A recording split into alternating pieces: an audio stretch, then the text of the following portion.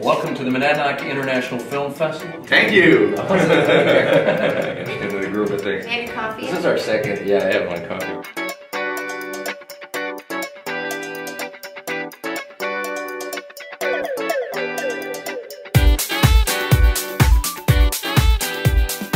Welcome to the Monadnock International Film Festival, our second annual film festival. We're in downtown Keene, broadcasting from the Local Look Lounge. And the festival is underway. It's Friday morning, and we're talking this morning with Fatima, I'm going to mess up your last name. Fatima Ptacek. Ptacek, Yeah. okay. It's a challenge. Thank you so much for being here. I saw your movie last night. It was the opening movie, the premiere movie, Before I Disappear. Yes.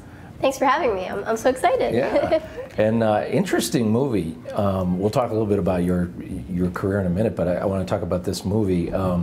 So Before I Disappear, tell people a little bit of what it's about. It's about a man.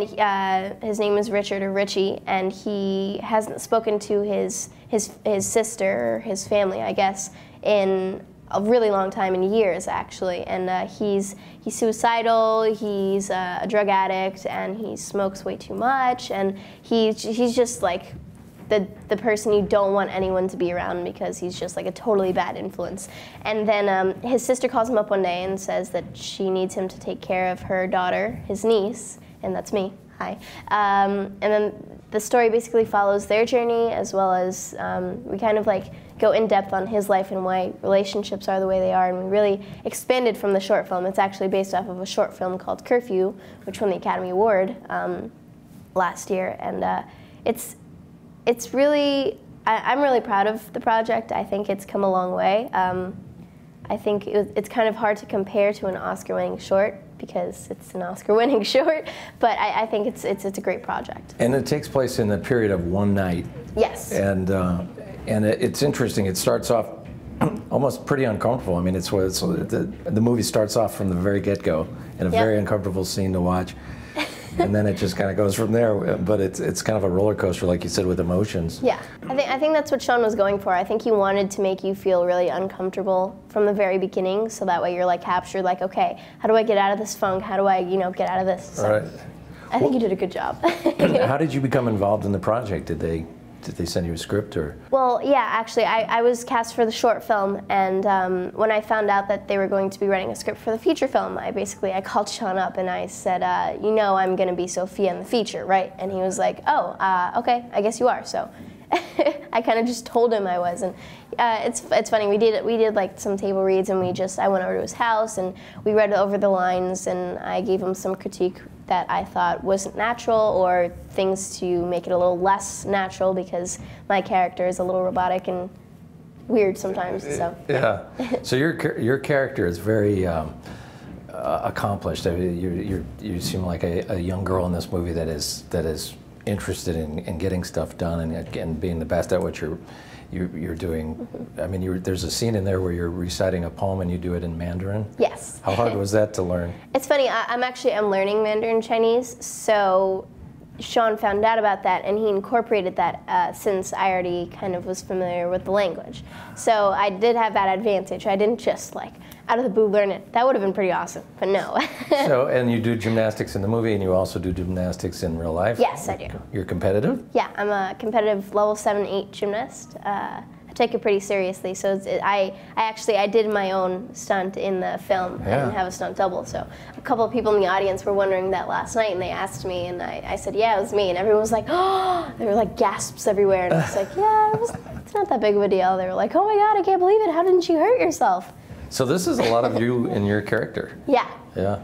I think Richie, Sean, he really, for the feature, he really tried to base it off of me. I think he really kept me in mind for the entire project. Is there a part of the character that isn't you, or that you would say that? Well, I think well, obviously I have my dad around.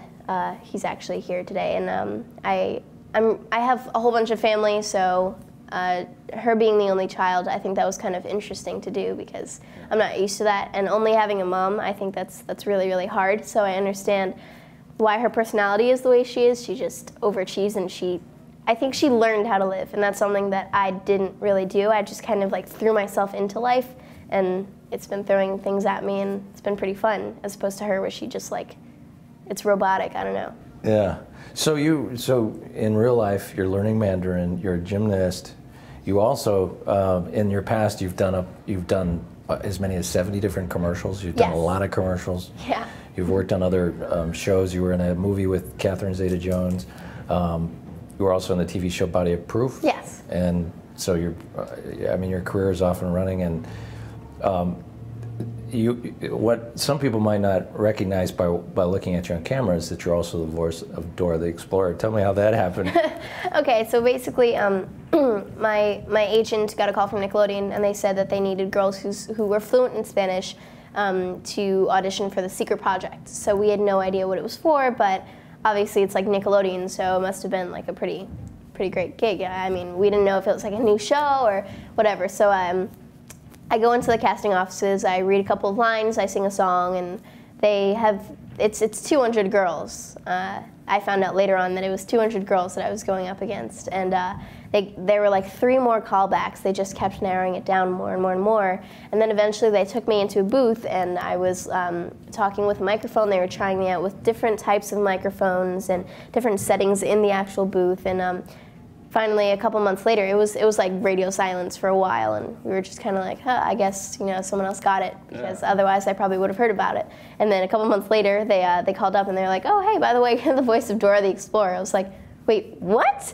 And they explained to me that this secret project was actually for the voice of Dora the Explorer, and it was officially like just me. So it's pretty scary, because I had no idea what was going on. And then when I finally realized it was true, I was like, oh my God, I can't believe it. I mean, she was my childhood hero. I can't believe I get to do that for other kids now. It's a lot to live up to. Pretty big torch to carry, yeah. Exactly. I told my daughter, and she's just like, what? And I can't tell you how much Dora the Explorer stuff I have in my basement at the moment. But sorry about that, but it's a good thing. It's a good thing. No, it's a good thing. It's all good.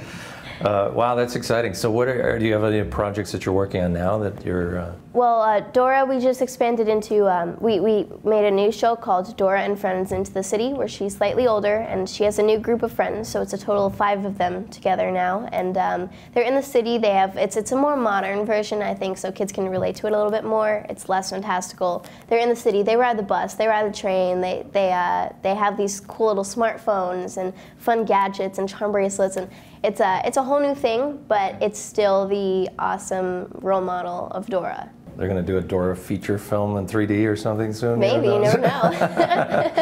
I'm guessing they will someday. That's awesome. So any other movie projects or TV projects you're working on? As of right now, it's just a lot of meetings and connections. I was in LA for a month, and I was there for pilot season, so getting a lot of great feedback, and it's just a matter of finding the right role. It's really just, it's hard. There's so many girls out there. You found the right role with Before I Disappear. That was a really great movie, and thoroughly enjoyed it last night. I think the audience loved it too. So I'm so happy. Yeah. I can't believe it. Well, thank you for stopping by. Thanks for having me. And enjoy the rest of the film festival. Thank you so much.